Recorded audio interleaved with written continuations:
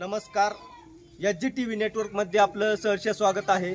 सागर, आज आपण बारामती तालुक्यातील मूर्ती मोडवे या ठिकाणी आहोत आणि मूर्ती मोडवे म्हटलं की सूरज चव्हाणचं हे गाव अतिशय सुसज्ज असं हे अतिशय विविध निसर्गरम्य नटलेलं हे सूरज चव्हाणचं मोडवे गाव अख्ख्या महाराष्ट्रामध्ये प्रसिद्ध झालेलं आहे.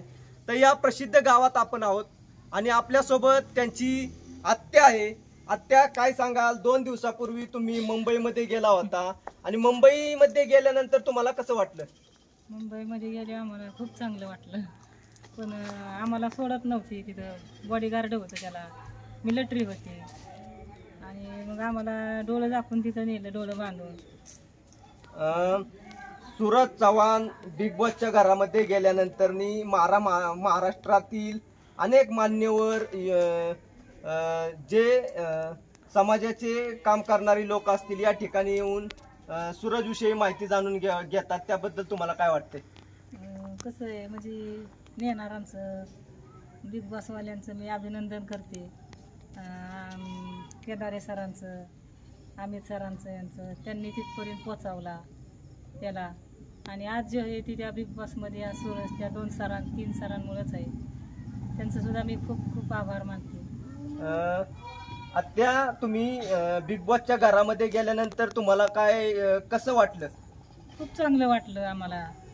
बोलला माझ्या संग, गळ्यात पडून रडला. मला त्यांनी धावलं संडास. मी इथं संडासला जात होतो, मला उघडा येत नव्हतं आणि मला माझ्या गळ्यात पडून रडला. मला तुला करमलं का 2 महिनं? मी त्याला म्हणलं तुला करमलं का? पाया पडला. मला आता चपात्या येतं, राख्या कराय, पीठ मळा येतं, कांदा चिरा येतं. म्हणलं बरं झालं बाबा आता. पण म्हणलं माझं लग्न करायचं की. मग ती सर लोक, पिढी दादा, सगळे ती वर्षात आई हसायला लागल्या आणि वर्षात आई आम्ही असतं रडत होत्या. म्हणजे गरिबी लय नसून आहे माणसाची म्हणत होत्या. जान्हवीताई काय म्हणाल्या? जान्हवीताई बी रडत होत्या. मांडीव आल्या, माझ्या मांडीव बसल्या, घेऊन पाया पडल्या. जान्हवीताई रडत होत्या.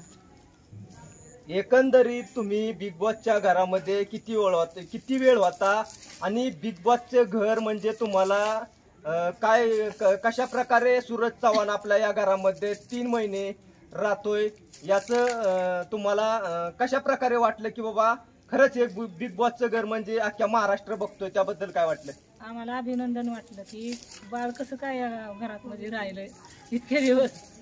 म्हणजे हिंडणारा फिरणारा मातीतला गडी आहे ना तो. आणि मग कसं काय इतक्या दिवस तिथं राहिला, ह्याचं मला आश्चर्य वाटत होतं, दुसरं काही नाही. बिग बॉसच्या घरामधून तुम्ही रितेश सर असतील किंवा दीपी दादा असतील, या सर्वांनी तुम्हाला काय सांगितलं? आम्हाला सांगितलं, विचारलं की लग्नाचं काय बघताय का नाही.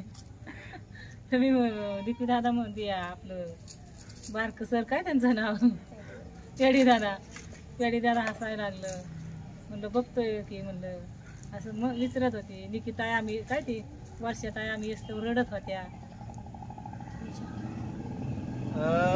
सागर, आपण नक्कीच ही आत्यांनी अतिशय सूरज विषयी मुंबई या ठिकाणी जाऊन जे बिग बॉसच्या घरामध्ये चालतं त्या